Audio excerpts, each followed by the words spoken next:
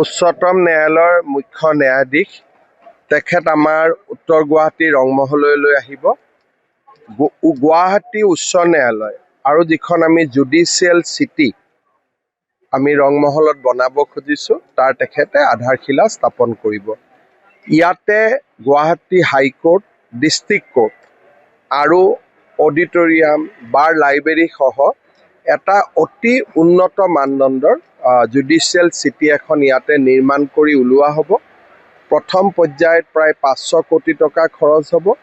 দ্বিতীয় আৰু তৃতীয় পৰ্যায় মিলি প্ৰায় 1200 কোটি টকা খৰচ হ'ব।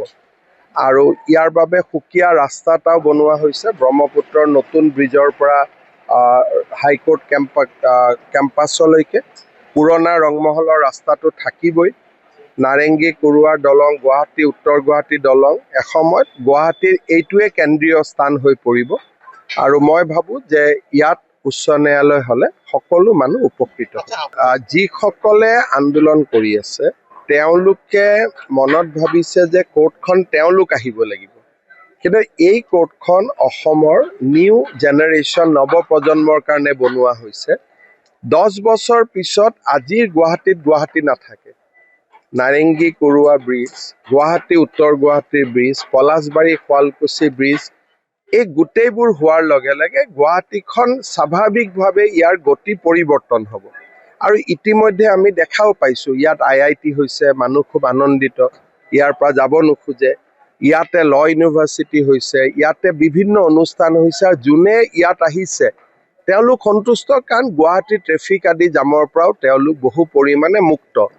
আৰু মই ভাবোঁ যে ব্ৰহ্মপুত্ৰ ব্ৰিজখন হৈ যোৱাৰ পিছত এজন মানুহে জালুকবাৰীৰ পৰা গুৱাহাটী হাইকোৰ্ট বা দিছপুৰৰ পৰা গুৱাহাটী হাইকোৰ্ট আহোঁতে যিমান সময় লাগিব, ৰংমহলত আহোঁতে তাতকৈ কম সময় লাগিব।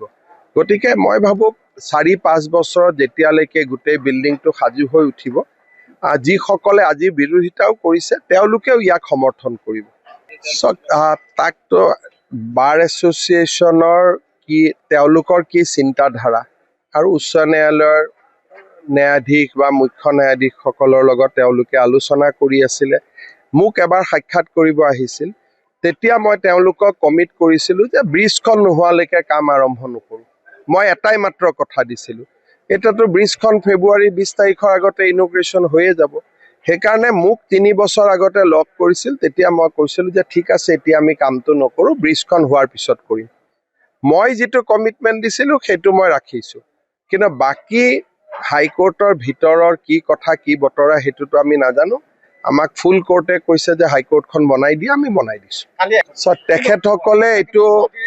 তেখেতসকলে এইটো ভুল কৈছে। উত্তৰ গুৱাহাটীলৈকে ভৰলুমুখৰ পৰা আহিবৰ কাৰণে 400-500 টকা খৰচ নালাগে।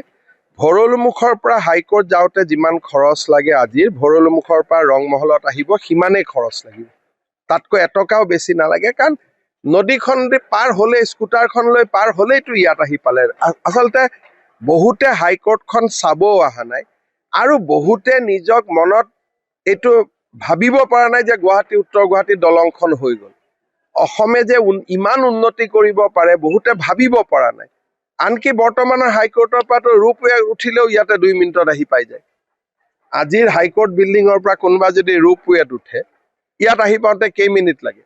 গতিকে গুৱাহাটীৰ পৰিৱৰ্তনটো তেওঁলোকে মানি ল'ব খোজা নাই। যদি এবাৰ মানি ল'লেহেঁতেন যে হয় গুৱাহাটী উত্তৰ গুৱাহাটী দলংখন হৈছে, ধুনীয়া ট্ৰাম্পেড হ'ব, গোটেই ব্যৱস্থাৰ পৰিৱৰ্তন হৈছে, তো ৰিং ৰোডৰ পৰা ইয়াত আহোঁতে মাত্ৰ 5 মিনিট লাগিব, তেওঁলোকে একচুৱেলি পৰিৱেশটো বুজিবও খোজা নাই। আৰু মইতো ভাবোঁ যে অহা 10 বছৰত, মই নাজানো, মই যদি মুখ্যমন্ত্ৰী হৈ থাকিব পাৰোঁ, এইবিলাক জেগাতো মেট্ৰ' হৈ যাব।